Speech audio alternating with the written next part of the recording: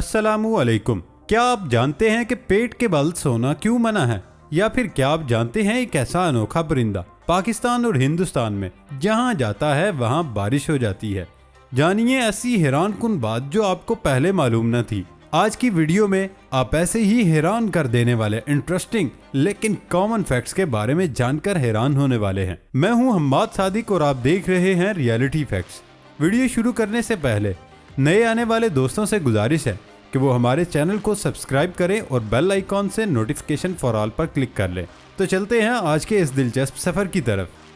Fact number 1, आजकल की मसरूफ जिंदगी इंसान को बहुत थका देती है और दिन भर के मसरूफ दिन के बाद जब रात में बिस्तर नजर आता है तो दिल चाहता है कि बस इस पर फौरन लेट कर सो जाएं।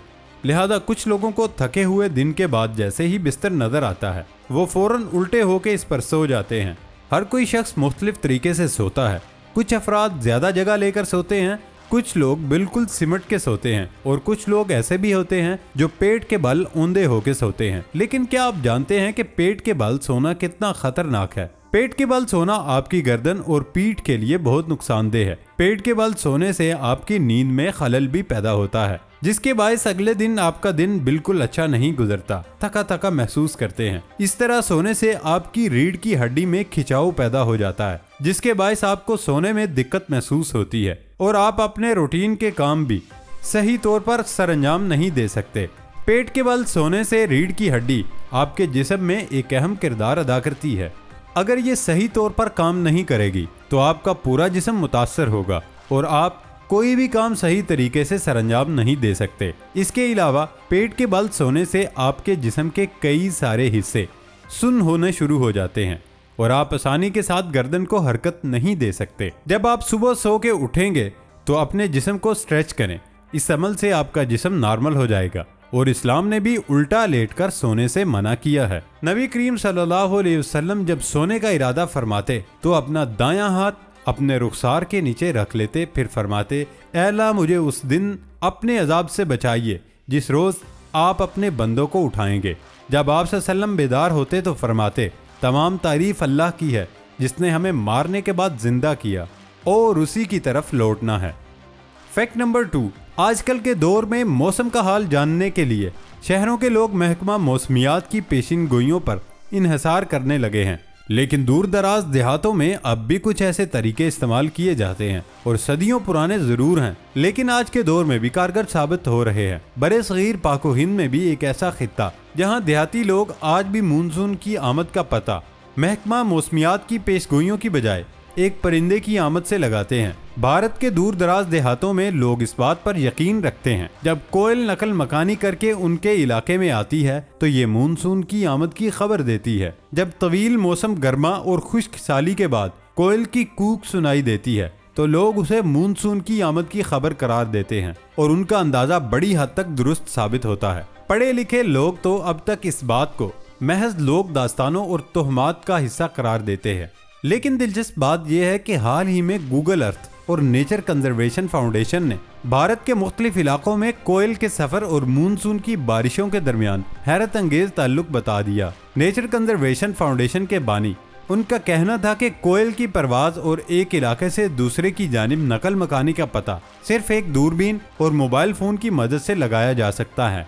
इन परिंदों पर नजर रखने वाले लोगों की बड़ी तादाद ये डाटा जमा करने नेचर कंजर्वेशन फाउंडेशन को भेजती है, जिससे पता चलता है कि ये किस जानिब नकल मकानी कर रहे हैं। इस डाटा को जब गूगल अर्थ के रिमोट सेंसिंग एनालिसिस प्लेटफॉर्म से मिलाया जाता है तो पता चल जाता है ये परिंदे किस जानिब सफर कर रहे हैं, उन इलाकों में किस हद तक मानसून की बारिशें हो रही हैं। साइंसदानों ने कोयल के गुज़श्ता 40 साल के दौरान एक इलाके से दूसरे की जानिब सफर के डाटा और मानसून के बारिशों के डाटा को मिलाकर देखा तो उससे भी साबित हो गया कि कोयल जिस इलाके की जानिब नकल मकानी करती है वहां मानसून की बारिशों का आगाज हो जाता है। फैक्ट नंबर 3, हाल ही में अमेरिकी खलाई इदारे नासा ने लोगों के तजस्सुस को खत्म करने के लिए एक ऐसा परफ्यूम तैयार कर लिया जिसकी खुशबू खला जैसी है। ये परफ्यूम खलाबाजों की मदद से बनाया गया जो कि जल्द ही अवाम को भी मुयस्सर होगा और वो ये जान सकेंगे खला की फजा और माहौल में कैसी खुशबू आती है। ये परफ्यूम जिस साइंसदान ने इजाद की उसे नासा ने खला की खुशबू बनाने के लिए 2008 में पेशकश की थी। खला की खुशबू के हवाले से एक खलाबाज ने बताया कि खला में ऐसी खुशबू आती है जैसे गोली चलने के फौरन बाद आती है, और ये खुशबू किसी जली हुई चीज की खुशबू की तरह होती है। परफ्यूम बनाने वाले साइंसदान ने कहा उन्होंने इस खुशबू को बनाने के लिए कई खलाबाजों की राय जानी और फिर उन्होंने खला की खुशबू की उसे तफसील बताई। फैक्ट नंबर 4, जिंदगी में कई चीजें ऐसी होती हैं जिनके बारे में हम गौर व फिक्र करते हैं और फिर उस काम को सरअंजाम भी देते हैं। इस दौरान बहुत से सवालात भी हमारे जहनों में पैदा होते हैं। वो रोजमर्रा के काम जैसे खाना, पीना, सोना, ये सब शामिल हैं। अगरचे हम रोजाना कुछ काम ऐसे भी करते हैं जिनके बारे में हम बिल्कुल भी नहीं सोचते। मिसाल के तौर पर आखिरी बार आपने सांस लेने से मुताल्लिक कब सोचा? शायद दौड़ लगाते वक्त, या फिर जब आपको शिद्दत की ठंड महसूस हो रही हो, उस वक्त आप सांस लेने से मुतालिक सोचो विचार कर लेते हो। जिंदा रहने के लिए सांस लेना बहुत जरूरी है। आपका दिल पूरे जिस्म में खून फराहम करता है। सांस लेने की जिम्मेदार आपके फेफड़े हैं, जो कि सांस के निज़ाम का अहम तरीन हिस्सा है। सांस लेने का निज़ाम फेफड़ों, नाक, हलक और सांस की नालियों पर मुश्तमिल है। इस निज़ाम को मुख्तसरन अमले तनफ्फुस कहते हैं। इस निज़ाम का मकसद ये है कि ऑक्सीजन बाहर से खींचकर फेफड़ों के जरिए खून में शामिल की जाए और खून को साफ करते हुए मुज़र सेहत अज्जा और कार्बन डाइऑक्साइड को इंसानी जिस्म से बाहर निकाल दिया जाए। लेकिन क्या आपने कभी सोचा आप दिन में कितनी मरतबा सांस लेते हैं? ये बात आपकी उम्र पर मुनहसर करती है। बच्चों में सांस लेने की शरह तेज होती है। मिसाल के तौर पर नौज़ायदा बच्चे अक्सर 1 मिनट में 30 से 60 बार सांस लेते हैं। छोटा बच्चा हर मिनट में 20 से 30 बार सांस ले सकता है। नौजवान लड़के और बड़ी उम्र के अफराद उस वक्त जब वो आराम कर रहे हो आमतौर पर फी मिनट 12 से 20 बार सांस लेते हैं। इसी तरह पूरे एक दिन में 17,000 से 30,000 सांसें शामिल होती हैं और उससे ज्यादा भी हो सकती हैं। इसके अलावा जब आप वर्जिश करते हैं या घर, स्कूल या दफ्तर जाते हैं तो उस वक्त आपकी सांस लेने की शरह में इजाफा हो जाता है। ऐसा भी मुमकिन है अगर आप मुसलसल किसी काम में मसरूफ हों या फिर आपका चलना फिरना ज्यादा हो तो मुमकिन है आप फी दिन में 50,000 बार या उससे ज्यादा सांस ले भी सकते हैं।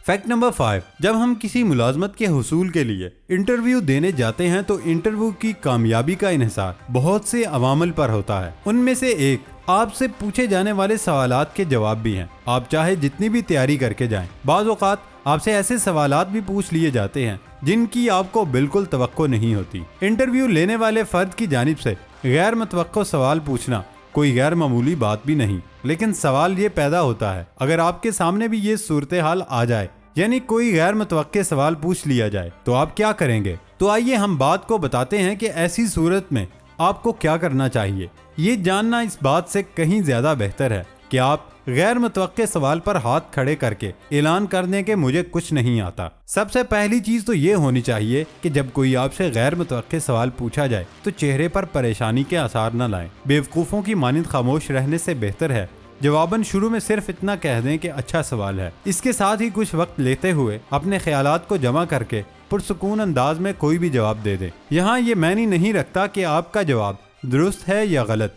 दर हकीकत इंटरव्यू लेने वाला ये जांच रहा होता है कि आखिर आप इस गैर मुतवक्के सूरत हाल को कैसे काबू करते हैं। मिसाल के तौर पर अगर आप किसी अखबार के दफ्तर में सब एडिटर की मुलाजमत के लिए जाते हैं तो दौरान इंटरव्यू आपसे पूछ लिया जाता है आपके सोशल मीडिया के हवाले से क्या तजर्बा है। तो आपका जवाब कुछ यूँ होना चाहिए कि यकीनन सोशल मीडिया आज हमारी ज़िंदगी का अहम तरीन हिस्सा बन चुका है और आपके ऑफिस में मेरा जॉब करने का एक मकसद ये भी है मैं यहाँ सोशल मीडिया के हवाले से सीख सकूं, क्योंकि आपका इदारा सोशल मीडिया के हवाले से एक मुनफरिद पहचान रखता है और अगर मैं मुंतखब हो जाता हूँ तो यकीनन मैं आपके इदारे से भी बहुत कुछ सीख सकूंगा। इसके अलावा बाज़ सवालात ऐसे भी होते हैं जिनका जवाब नहीं बन पाता, तो ऐसी सूरत में ईमानदारी का मुजाहिरा करते हुए पूरे एतमाद अंदाज में कहें कि यूं तो मैं इस बात से वाकिफ नहीं हूं, लेकिन मैं इस हवाले से जानना जरूर चाहता हूं और सीखने का इरादा भी रखता हूं। आपका ईमानदारी से भरपूर ये जवाब ये तासुर देता है आप मसला हल करने वाला रवैया रखते हैं